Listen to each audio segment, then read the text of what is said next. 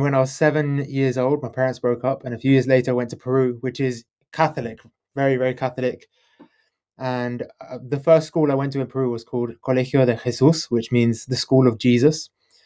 And in the school, they would get you to one side and start talking to you about Christianity. And I started to pick at it. I was like, my nature was to be picky and to try and find holes and stuff. And the thing that I didn't like about them was they would always tell me, you're not allowed to ask questions. You sort of just have to go with the flow. And then a few years later, I went to a Christian camp over summer. And because I was that kid who'd always ask back, they'd put more attention on me.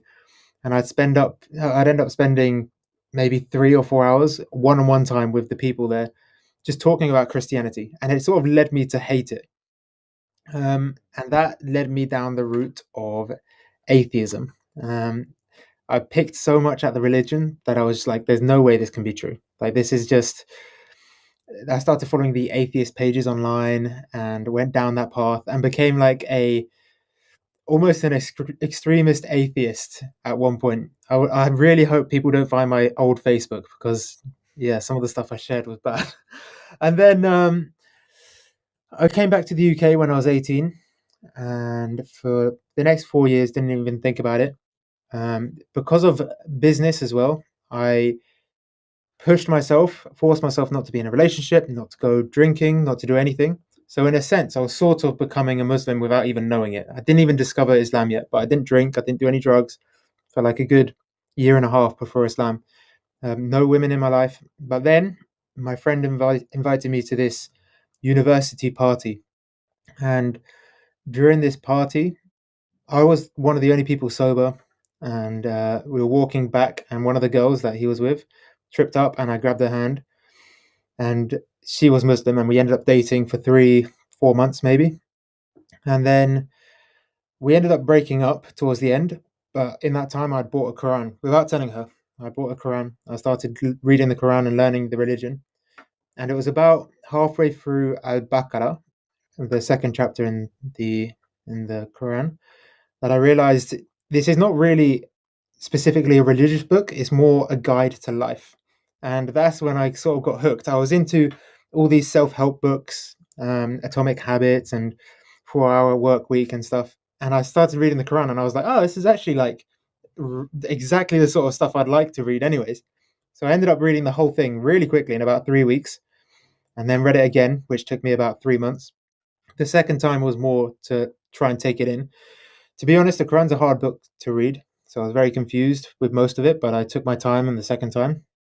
And then after completing it for the second time, 3 months after picking up the Quran for the first time, I took my Shahada on the 14th of December, 2023.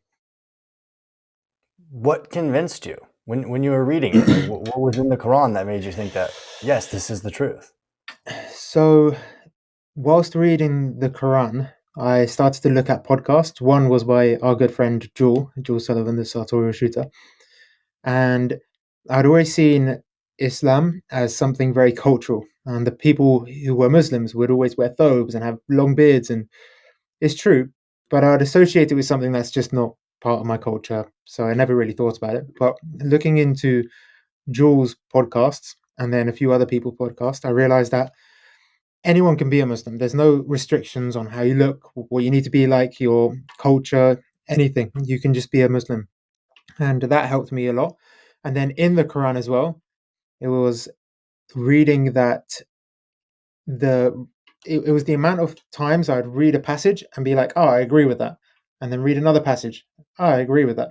And I suddenly realized that the religion that I'd sort of stayed away from my whole life was just something that I completely agreed with time and time and time again. And the more I read as well, it wasn't, as I said, it wasn't a book that was like overly religious. It was more a way of life. So when it talked about marriage and how to find a partner in life, it did it in a way that I agree with. Especially living in the UK and being, someone who was fairly young, I saw the culture around me where women were getting used left, right, and center, and men thought they were getting the best side of the deal, and women thought they were getting the best side of the deal.